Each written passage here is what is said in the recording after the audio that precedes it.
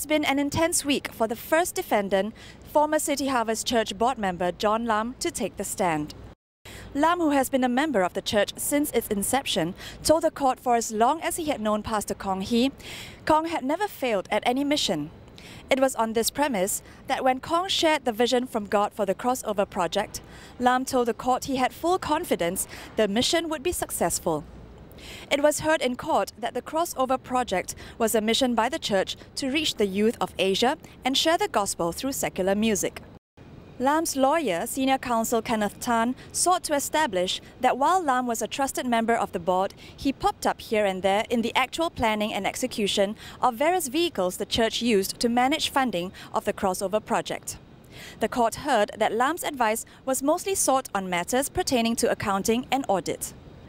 Lam told Jason Chan, the lawyer acting for Kong Hee, that since he joined the church more than 25 years ago, his life has been based on three things: his family, his job and his church.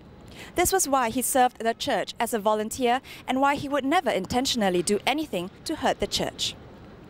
The surprise element in this week's proceedings was co-defendant Chew Eng Han's conducting of his own defense. Chew, who has no legal training, posed nearly 20 questions to Lam.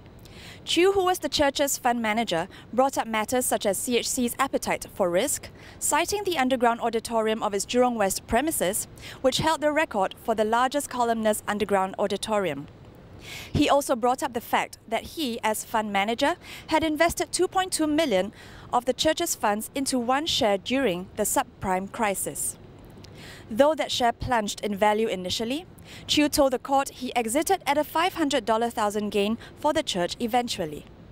Chew took the opportunity to emphasize his prowess at investing, citing GIC's new high-risk portfolio that mirrors his own. He even sought to justify the Extron bonds by comparing them to an investment opportunity in the US that raised funds by using the copyrights of songs, publishing royalties, and etc. as collateral. A tense moment in court happened when Chew refuted Lam's earlier testimony that Chew had met with Lam and revealed to him that he had quit his job as CEO of State Street Bank and was setting up his own fund management company, and that he wanted to manage CHC's funds. Chew claimed he did not meet with Lam at all. Senior Counsel Kanan Ramesh, who acts for defendant Sharon Tan, asked Lam about his meeting with Baker Tilly auditor Sim Guan Seng, who had apparently told the CHC team to take the bonds off the accounting books. This was a point Chew had also raised, and Lam had agreed that had the bonds been allowed to mature in the normal course of events, the monies would have been returned to CHC with interest. Bringing another perspective into the picture, Senior Counsel N. Srinivasan, the lawyer for Tan Ee Peng, refocused the court on the big picture, challenging the prosecution's charges one by one. With Lam's confirmation, Srinivasan pointed out that all monies had been returned from the various investments with interest. Lam also agreed with him that had the US album been launched in 2010 as planned, money from the album sales would have started coming back to Extron that year. But since this was not the case, CHC member Wayu Hanafi made good on his promise to cover the cost of the crossover. Srinivasan asked Lam if he knew exactly what conspiracy the prosecution had charged him with, and Lam answered, not exactly. Serena Wee's lawyer, Senior Counsel Andre Maniam, got Lam to quickly confirm that after her resignation from the CHC board, Wee had not been present in a number of board and investment committee meetings. The cross-examination by DPP Mavis Cheong challenged Lam on a number of things. She questioned why the CHC team had consulted Fung Dao Ching, then the managing partner of Baker Tilly, instead of the engagement partners in charge of the CHC and Extron accounts. Lam told the court he felt the managing partner's view ultimately prevailed.